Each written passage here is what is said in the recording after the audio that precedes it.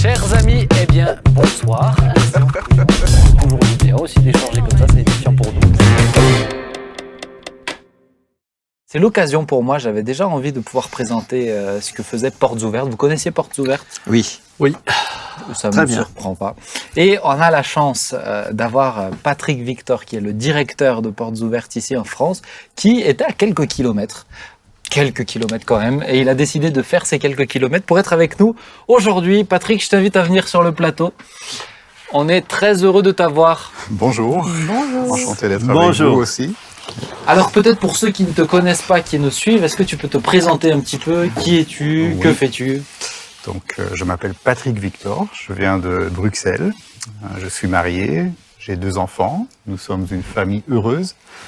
Et en 2019, ou plutôt en 2018, Dieu nous a donné en tant que famille un appel fort à venir habiter en France, et à Strasbourg exactement, où j'ai le privilège de mener la mission de Portes Ouvertes France et Belgique. Donc, Et alors, concrètement, qu'est-ce que tu fais dans ton quotidien, dans ta semaine ? Dans mon quotidien, évidemment, il y a la gestion d'une équipe d'une 30aine de personnes, une équipe formidable, extraordinaire. Et donc, il y a la gestion, mais il y a également toutes les activités dans le ministère de Portes Ouvertes, par exemple le plaidoyer.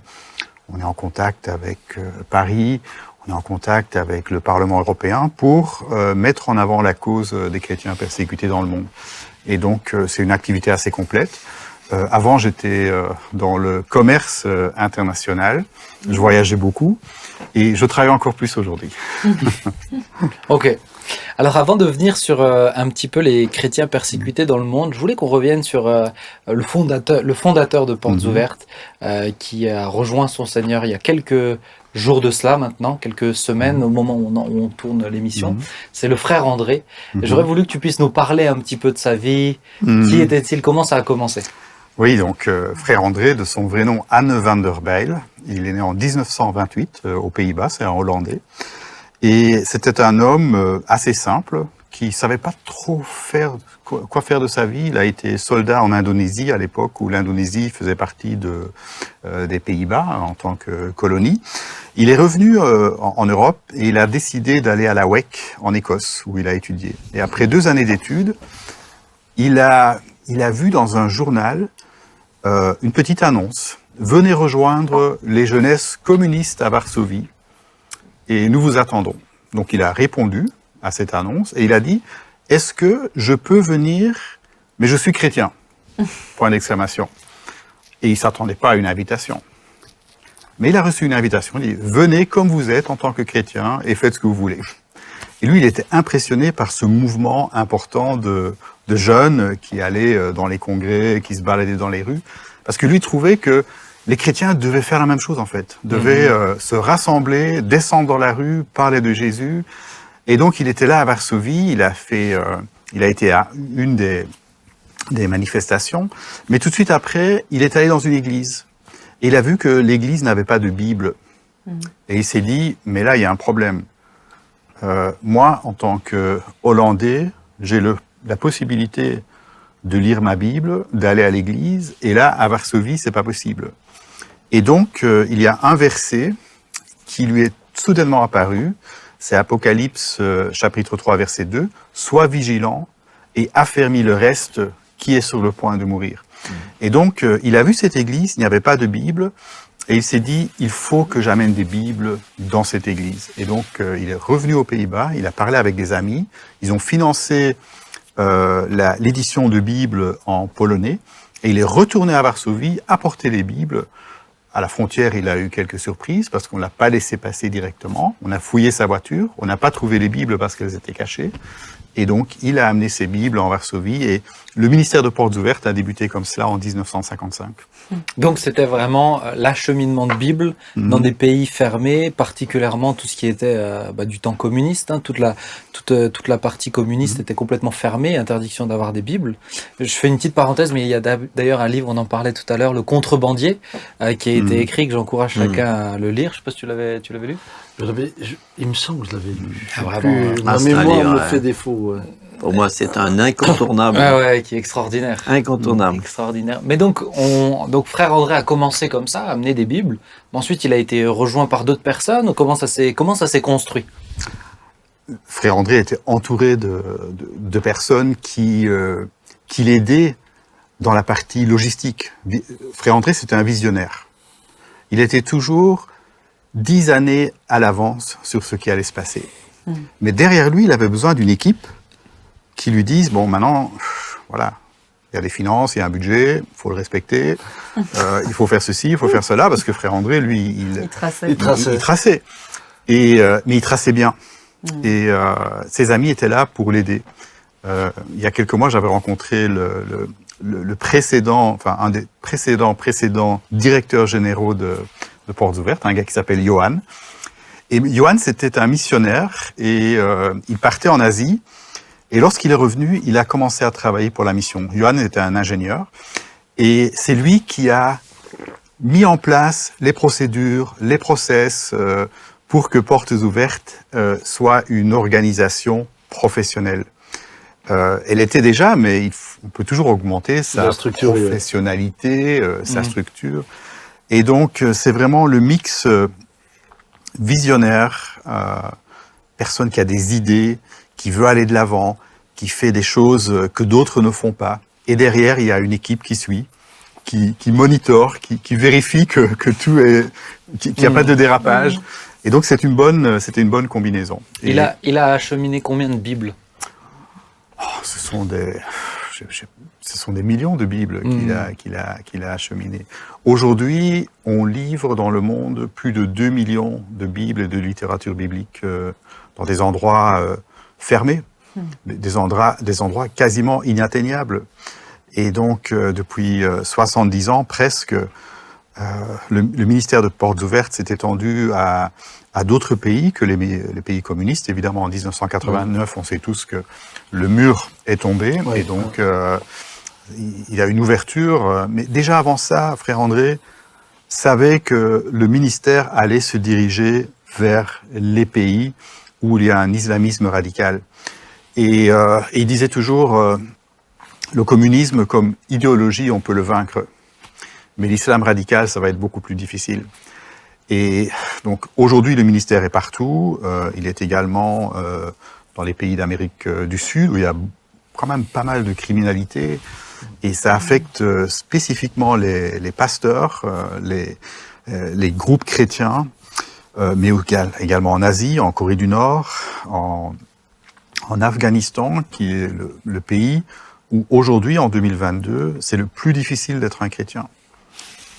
À l'intérieur du pays, comme à l'extérieur du pays. Et donc, c'est un ministère global. Et nous apportons évidemment des Bibles, mais également un soutien pratique, matériel. On donne des cours d'alphabétisation. On permet à des personnes de construire leur petite entreprise. J'ai vu un berger en Irak. Et ce berger, il a des moutons, il a des vaches. Je me baladais dans la ferme. Il y avait des déchets partout, au sol. Mais un ministère formidable. Et donc, la viande, le lait, il l'utilise pour sa famille. Il l'utilise aussi pour des familles pauvres qui vivent autour de sa ferme. Et l'argent qu'il obtient de la vente, eh bien, il bénit la communauté et sa famille avec ça. Et donc, le point de départ, c'était d'investir, d'acheter ces animaux. Et donc, on travaille sous forme de microcrédit. Ensuite, ce microcrédit est remboursé après 2 années et on le réinjecte ailleurs. Donc aujourd'hui, Portes Ouvertes, c'est vraiment diversifié dans l'aide qu'elle fait, c'est-à-dire il y a la distribution de Bibles toujours, il y a toutes ces aides autour qui sont gérées. Comment ça se passe? Parce qu'il y a Portes Ouvertes en France, Portes Ouvertes un peu partout dans le monde. Comment ça fonctionne, l'organisation? Oui, donc en fait, il faut voir Portes Ouvertes comme 3 entités. Il y a Portes Ouvertes en France, on est une base de développement. C'est le terme qu'on utilise, development base en anglais. Ensuite, il y a une organisation qui est Portes Ouvertes International, qui va gérer tous les services généraux et qui est un point d'impulsion pour les activités de la France, par exemple. Et ensuite, on a les activités du terrain. C'est le troisième, c'est la troisième partie de l'organisation. Et le terrain, ce sont vraiment nos partenaires, ce sont les organisations avec lesquelles nous travaillons, qui apportent l'aide et qui travaillent avec les églises. On travaille principalement au travers d'églises. Et donc, il faut voir ces trois entités comme une seule entité. Tout ce que nous communiquons, par exemple, sur notre site web, toutes les informations que nous avons dans le magazine mensuel, ce sont des informations qui viennent du terrain, qui viennent à Portes Ouvertes Internationales et qui va également filtrer qu'est-ce qui est public, qu'est-ce qui est non public, et ensuite nous on va prendre cela et on va le mettre dans notre communication. Et donc Portes Ouvertes aujourd'hui c'est 1800 salariés et environ 1500, 1600 bénévoles. Dont 400 en France et en Belgique. Ah, c'est une très grosse organisation. C'est une belle organisation.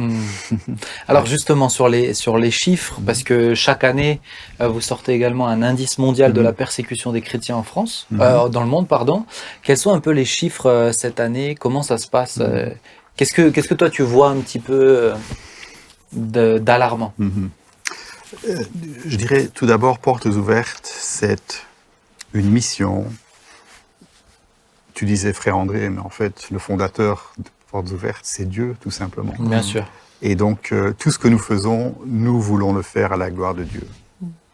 Et nous voyons la main de Dieu dans ce travail. On le voit sur le terrain de l'Église persécutée. L'Église persécutée, elle souffre, elle est discriminée, elle est opprimée, mais au travers de cette souffrance, Dieu fait des miracles. Elle avance, quoi. L'Église avance, l'Église grandit. Nous la fortifions pour qu'elle devienne victorieuse. Et chaque année, depuis 29 ans, nous publions cet index mondial de persécution des chrétiens, qui est en fait un classement des 50 pays où il est le plus difficile de vivre sa foi. Cette année, c'est l'Afghanistan qui est à la première place, qui a détrôné, si j'ose dire, la Corée du Nord, qui était première depuis plus de 20 ans consécutives. Et donc, on a par exemple l'Inde à la 10e place, le Pakistan à la 8e place, l'Iran à la 9e place, dont on parle beaucoup aujourd'hui. Et donc, nous publions cela. Et ça, c'est vraiment un outil qui nous permet de parler avec des hommes et des femmes d'influence dans le monde. Ils ont un document de référence qui explique la persécution, mais qui donne aussi des chiffres. Qui est très bien fait. Donc voilà, c'est un document expert. En 2023, ce sont les 30 années de l'index. Donc ça fait 30 années qu'il y a une équipe d'analystes qui travaille, qui collecte des informations, qui vérifie, qui valide, parce qu'on veut que ce soit un document irréprochable. Crédible. Et il est aussi vérifié par des auditeurs externes qui regardent les chiffres, regardent la méthodologie et qui font des commentaires avant que nous adaptions et publions si jamais il y avait des corrections à faire. Oui, je sais que vous le présentez aux parlementaires. C'est chaque année, il me semble. Donc chaque année, nous avons une session à l'Assemblée nationale, une session au Sénat, où des hommes et des femmes politiques nous soutiennent depuis de nombreuses années déjà. Et c'est la grâce de Dieu.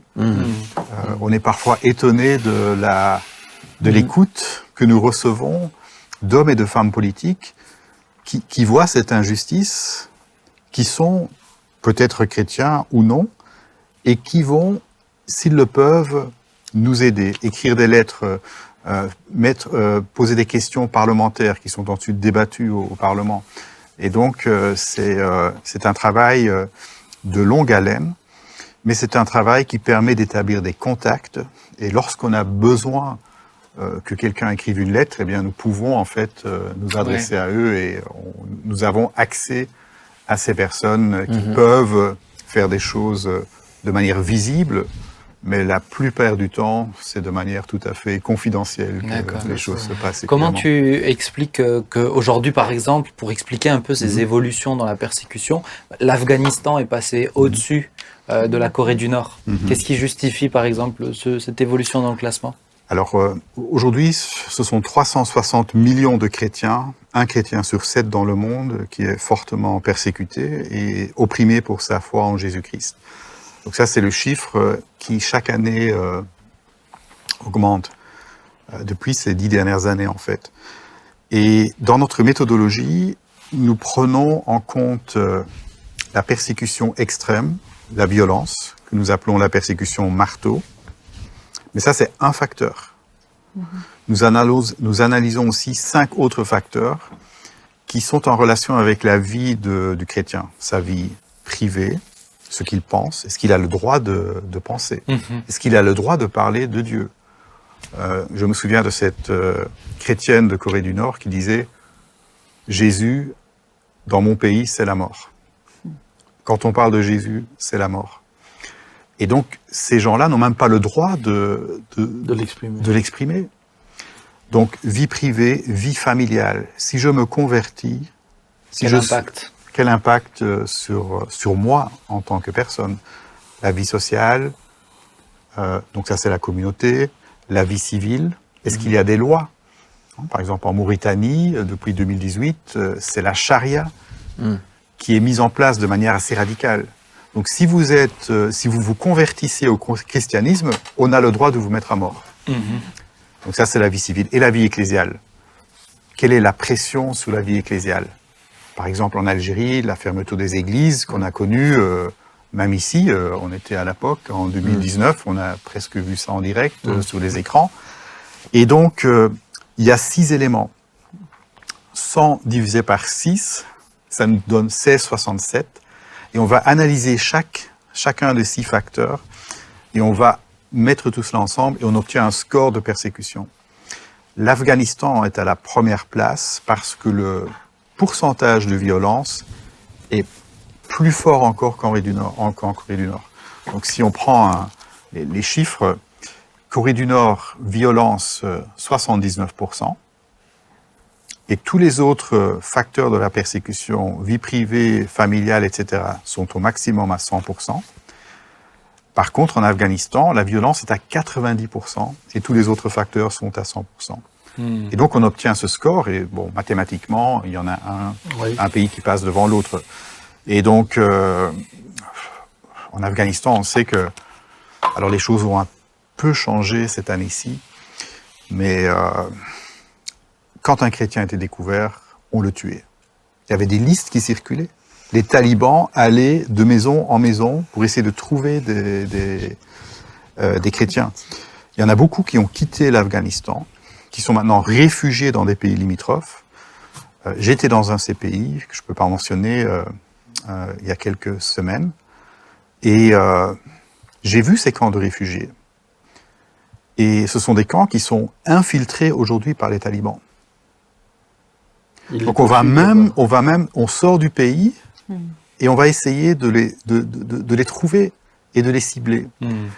Et donc c'est une violence inouïe. Je me souviens de ce chrétien, un évangéliste. Il a 45 ans. Il était là avec son épouse et ses 3 enfants. J'ai été manger chez lui. Et il me disait, Patrick, nous sommes ici dans ce pays depuis 2012. Avant ça, nous vivions près de Kaboul. Mon frère était un chrétien très, très extraverti. Il avait une Bible dans sa ceinture. Et il prêchait l'évangile à qui le voulait. Il n'avait pas peur, il n'avait pas froid aux yeux. Un jour, il s'est fait prendre par les talibans. Alors, bon, on est à l'antenne, donc je passe les détails. Mais en tout cas, il a été tué sur place avec 2 musulmans qui travaillaient pour le gouvernement à l'époque. Donc ils ont tué les 3 personnes. Les talibans ont pris le téléphone de cet homme. Ils ont appelé son père, parce que le numéro du père était dans le téléphone. Et on dit, voilà, on vient de tuer ton fils. Il est mort 2 fois. Et on sait qui tu es. Accroche-toi. Et donc, les talibans ont été rejoindre cette famille. Ils ont attaqué la famille. La famille a dû fuir. Ils étaient 19, famille de 19 personnes, 5 chrétiens. Ils ont quitté Kaboul, ils ont quitté le pays. Aujourd'hui, c'est une famille de 50 personnes. Ils sont tous chrétiens. Et beaucoup sont évangélistes. Et ce qui est fort dans cette histoire, si je peux rajouter ça, c'est que le père de cette famille, le patriarche, on va dire, il s'est converti dans les années 80 grâce à l'action de qui? D'un soldat russe chrétien qui venait de l'armée soviétique. À l'époque, dans les années 80, l'armée soviétique avait envahi l'Afghanistan. Il y avait ce soldat, alors on ne sait pas qui est ce soldat, mais ce soldat partageait l'évangile avec le père. Le père est devenu chrétien, et il y en a 50 aujourd'hui qui sont devenus chrétiens. Et donc, on voit la main de Dieu dans des situations très, très difficiles, et je pense que ça, c'est un des messages qu'on veut faire passer aussi, c'est que portes ouvertes, oui, nous parlons de choses difficiles, mais on veut aussi parler de la grâce de Dieu au milieu de la difficulté. Et ça doit nous encourager, en fait. Et toute même une succession de miracles dans la vie du frère André. Oui. On voyait la main surnaturelle de Dieu, même pour acheminer les Bibles, ou là, dans les histoires que tu partages. Peut-être juste pour savoir, mais est-ce que ça, pour avoir toutes ces indications, ces chiffres, est-ce que ça veut dire que vous avez alors on comprend bien aussi l'importance de l'anonymat, de tout ce que tu dis quand je peux pas mentionner, etc. Mais est-ce que vous avez des contacts dans chacun de ces pays à chaque fois? Comment vous faites en fait pour établir des liens avec des pays si opprimés? Ça c'est les liens, ce sont c'est le passé. Parfois, on travaille avec des personnes, c'est la 3e génération. Donc, une personne avec laquelle nous travaillons dans les années 60, sa fille et ensuite le fils. Et donc, il y a une certaine longévité, pérennité. Si nous arrivons dans un nouvel endroit, ce qu'on va faire, on va essayer d'observer et de regarder où est Dieu à l'œuvre. Hein, par exemple, on va dans un pays et on voit, je sais pas, Jean-Marie, toi tu es missionnaire ou tu fais quelque chose de spécial dans l'église et tu aides les autres. Mais c'est peut-être quelque chose de très simple. Donc, mais on va voir ça et on va parler avec Jean-Marie, on va lui dire, tiens Jean-Marie, est-ce que ça ne t'intéresserait pas d'avoir une conversation parce qu'on voudrait établir un ministère ici? Et donc, voilà, il est déjà actif et cela nous permet d'aller un peu plus loin. D'accord. Et c'est comme ça qu'on débute, en fait, un ministère avec des personnes qu'on ne connaissait pas encore. Je pense, par exemple, à la jungle en Colombie. Aujourd'hui, il y a énormément de conversions. Et ce sont des personnes qui doivent quitter leur village, qui vont fonder de nouvelles communautés, avec leur famille. Ces personnes sont persécutées. Mais on ne les connaît pas. Donc on doit être là, sur place, pour apprendre à les connaître et aider. Notre mission, c'est vraiment de fortifier l'Église là où elle est la plus fragilisée. D'accord. Et comment est-ce que vous faites des projections aussi sur l'avenir, les 5 prochaines années, les 10 prochaines années? Est-ce que vous faites que récupérer les chiffres ou est-ce que vous arrivez à dire, mais voilà un peu la tendance et vers quoi on va? Oui, certainement, on analyse les tendances et on essaye aussi de projeter les choses. Alors, c'est aussi il y a plusieurs éléments qui viennent, dont on tient compte. C'est évidemment la situation parfois géopolitique d'un pays. C'est parfois la situation de l'Église même. Comment se trouve l'Église aujourd'hui? Est-ce que l'Église va continuer à être opprimée? Est-ce qu'on va continuer, par exemple en Chine, on ferme les églises aujourd'hui? Quelle est la tendance lourde en Chine aujourd'hui? C'est les églises de maison. Étant donné qu'on ferme les églises, c'est quoi le plan B? Dieu a toujours un plan B. Et il nous donne des plans B et des plans C. Donc, c'est quoi le plan B? Église de maison. Moi, je suis pasteur d'une grande église. Et tout à coup, mon église est fermée. J'ai la chance de ne pas être en prison. Quelle est ma stratégie maintenant? Mon église, je ne peux, c'est terminé. Le bâtiment. Eh bien, église de maison. D'accord, église de maison. J'ai 3000 personnes dans mon église. Ça veut dire quoi, église de maison? Ah, ça veut dire que il faut des groupes, il faut autant de groupes. C'est géographique. Ah oui, mais j'ai besoin de 100 leaders. C'est ça. Ah, il faut former les leaders. Donc, on est dans cette logique d'anticiper, mais aussi d'aider à la réflexion. Et ça, c'est quelque chose qu'on fait depuis 70 ans et qu'on va continuer à faire, si Dieu le veut. Vous aidez vraiment les églises, etc., à se Ah préparer à toutes ces oui, choses-là. absolument. Nous donnons des formations de préparation à la persécution. On appelle ça des formations tenir ferme. Et je reviens à la Chine. La génération actuelle n'a pas connu la persécution des parents ou des grands-parents. Par exemple, la révolution culturelle de Mao dans les années 60, fin des années 60, milieu des années 70. Donc c'est une génération qu'on doit éduquer en fait. Et donc on donne des formations et ça les aide à comprendre ce qui leur arrive. Je prends des pays africains. Nous avons des sœurs en Christ qui nous disent « Je ne comprends pas pourquoi je suis ciblée. Je ne comprends pas pourquoi mon mari a été tué. Nous sommes des chrétiens. Nous sommes gentils. Pourquoi est-ce que nous sommes ciblés ?» Et donc on va aider ces personnes à comprendre ce qu'est la persécution, mais aussi d'un point de vue biblique. Et je crois que le message de l'Évangile, enfin, moi je pense personnellement que le Nouveau Testament a été écrit par des chrétiens persécutés, pour des chrétiens persécutés. On citait Paul tout à l'heure, ou Pierre, Jean, ils ont connu eux-mêmes cette persécution. Paul était même un persécuteur avant de devenir l'évangéliste et le missionnaire que l'on connaît. Et donc, dans la Bible, on va trouver des éléments qui vont aider les chrétiens à tenir ferme. Ouais. D'accord. Est-ce que j'aimerais qu'on puisse, parce que le temps avance, et il y a deux éléments que j'aimerais parler encore, aborder, c'est votre travail à vous, mais en termes d'anonymat, comment vous gérez ça, et aussi un peu la christianophobie, un peu en France. Qu'est-ce que tu vois en France? Mais avant ça, est-ce que vous avez des questions, des choses que vous aimeriez relever?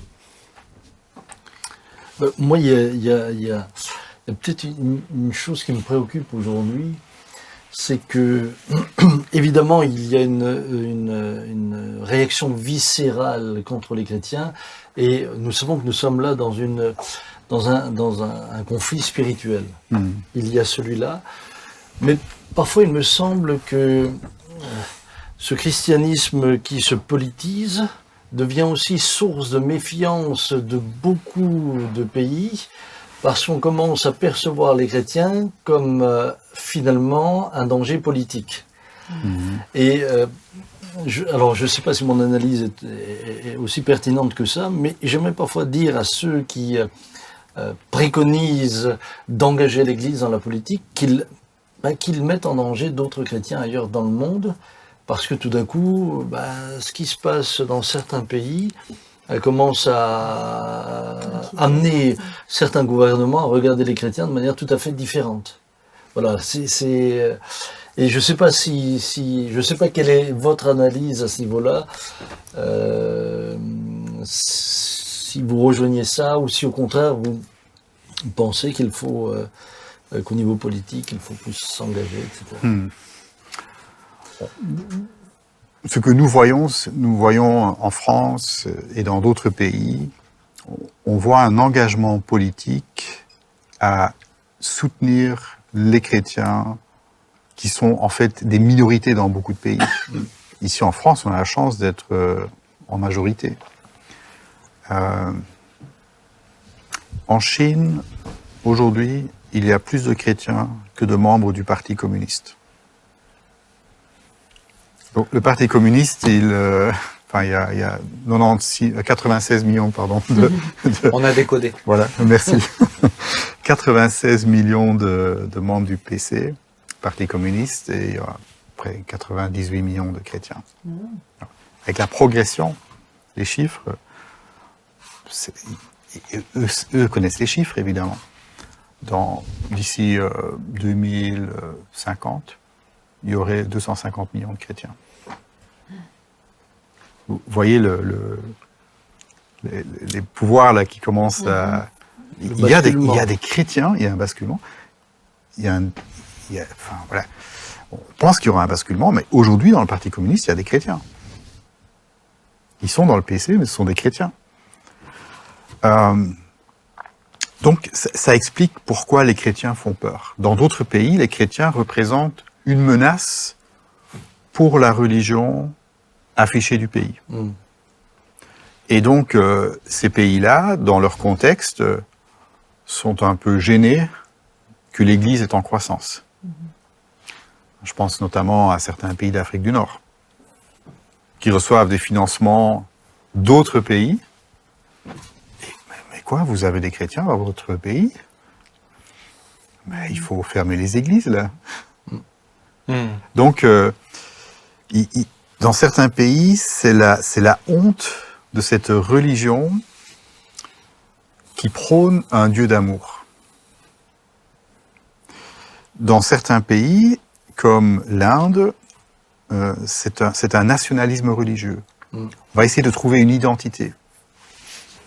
Il y a beaucoup de pays qui cherchent leur identité. L'identité de notre pays, égalité, fraternité. Dans d'autres pays, il n'y a pas une identité. Donc on doit essayer de se trouver une identité. La Chine, très simple, communisme, c'est l'État qui apporte les ressources au pays, il faut remercier l'État. En Inde, c'est l'hindouisme. Sauf que, à nouveau, plus de 60 millions de chrétiens et sans doute le double de musulmans, dans un pays qui affiche un nationalisme hindou. Et donc, ce sont des rapports de force qui jouent en défaveur de cette minorité chrétienne. Alors, que devons-nous faire en tant que pays libre? Je pense que c'est assez simple. Notre devoir, je pense, au niveau politique, c'est d'aider ces minorités, parce qu'il y a des injustices, il y a des oppressions. Et nous, en tant que chrétiens, c'est de prier, c'est de partager, c'est de s'engager pour aider ces chrétiens, parce qu'ils font partie du corps de Christ. Nous sommes une seule Église, et on le chante, une seule Église, mais voilà, essayons de le mettre aussi en pratique, et je pense que voilà, vous le mettez aussi en pratique très très clairement. Joy, Jean-Marie, est-ce que vous vouliez revenir sur quelque chose? Mais peut-être comment tu vois l'état d'esprit général des églises en France par rapport à cette question? Est-ce que les chrétiens évangéliques sont globalement assez... Est-ce que tu penses qu'ils sont assez au fait de toutes ces réalités? Est-ce qu'ils sont impliqués, à ton avis, assez, pas assez?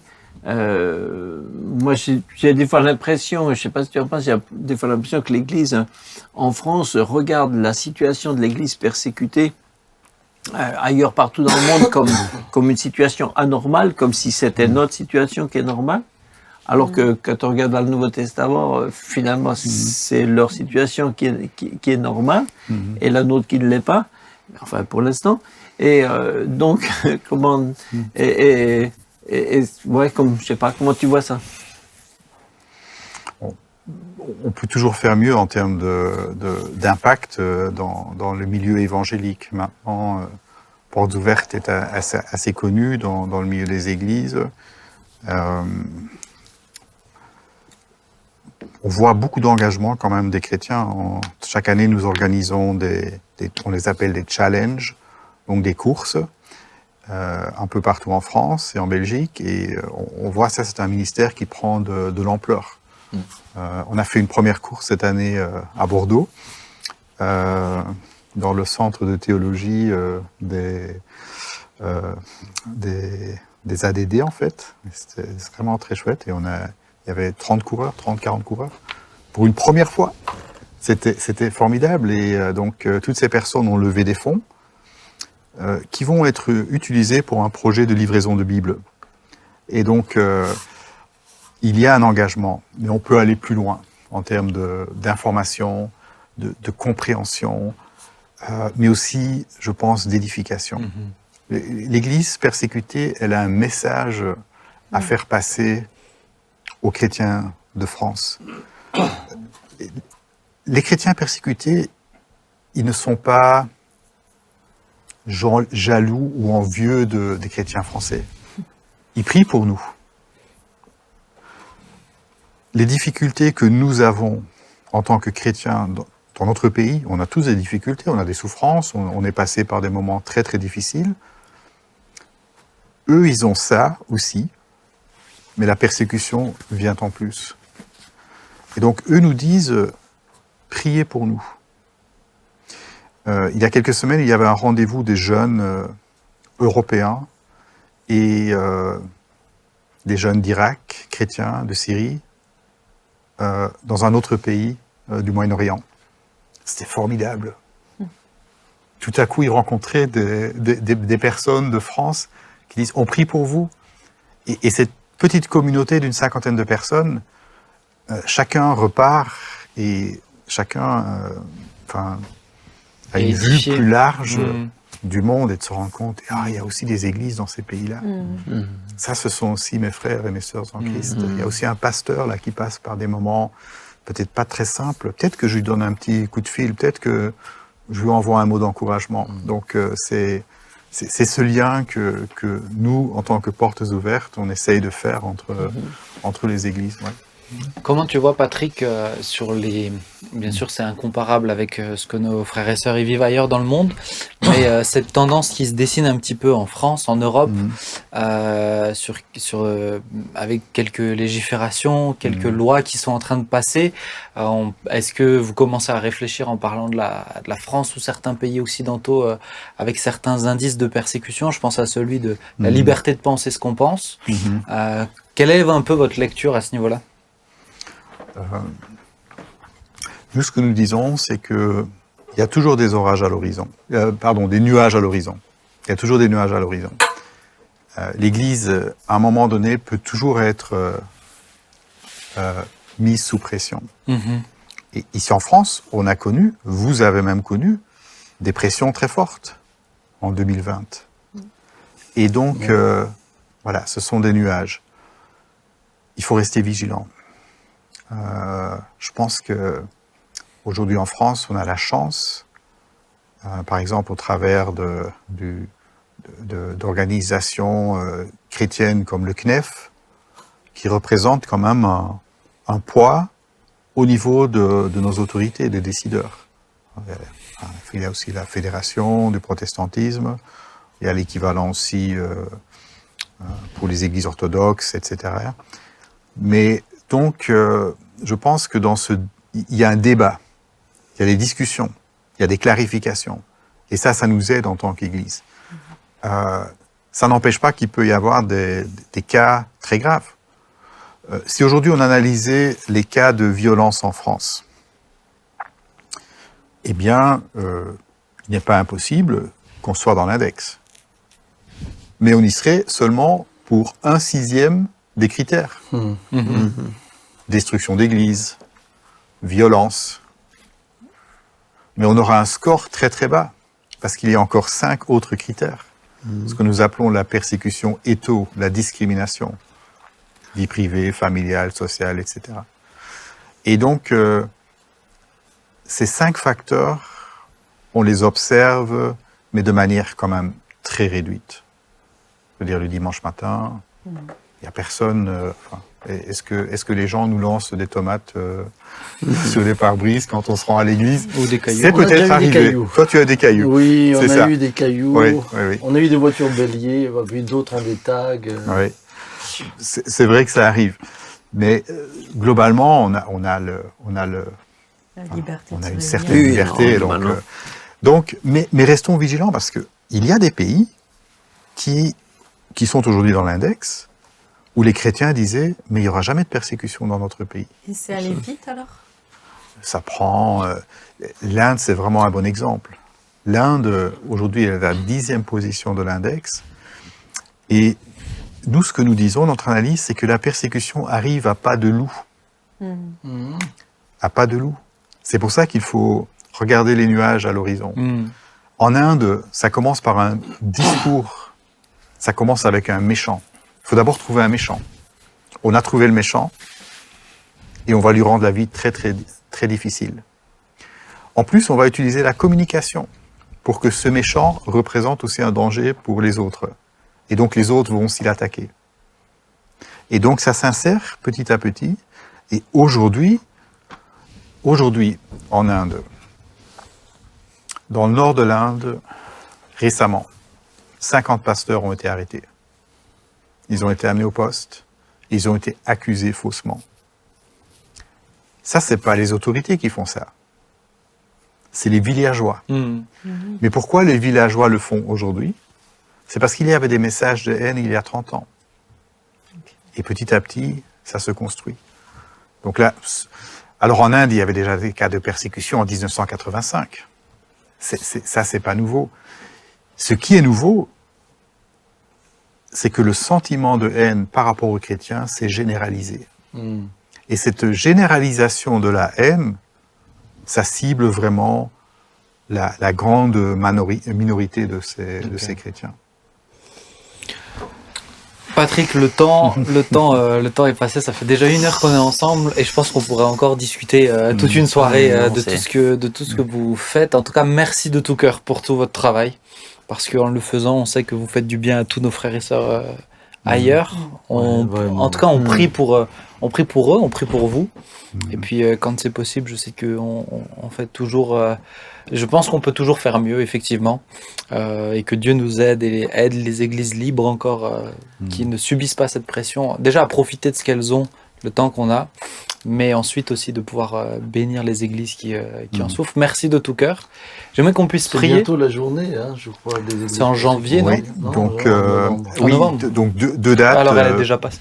Plusieurs dates. Donc le week-end prochain. Non, elle est dépassée la date de diffusion. Ah. Mais tu es bien gentil de la mentionner, merci. Non, mais la semaine prochaine, 29. Ah non, mais. Oui, c'est pour ça que 29 et 30 octobre, ça sera passé. Elle est passée. Mais si vous avez des doutes, on n'est pas en direct. Hein, merci beaucoup. Non, mais t'es bon. Un rendez-vous, c'est le 18 janvier, à partir de 6h du matin. Ça sera la publication de l'index 2023. Et toutes les informations seront sur notre site web. Yes, merci beaucoup. Je vous propose qu'on puisse prier. Merci. Merci Benjamin, merci à chacun. Jean-Marie, est-ce que tu voudrais bien prier? Oui, volontiers. Prier pour Patrick, pour toutes ses équipes aussi. Hein. Oui, Seigneur, nous te prions encore en ayant vraiment une pensée pour tous ceux que nous avons évoqués, qui dans le monde entier vivent leur foi en Jésus, en payant un prix élevé, tous ceux qui prennent des risques avec leur vie, avec leurs conditions de vie, pour pouvoir être fidèles à Jésus, leur Seigneur et leur Sauveur. Merci Seigneur de les bénir, de leur communiquer encore, Seigneur, Seigneur, ta présence et Seigneur, un encouragement.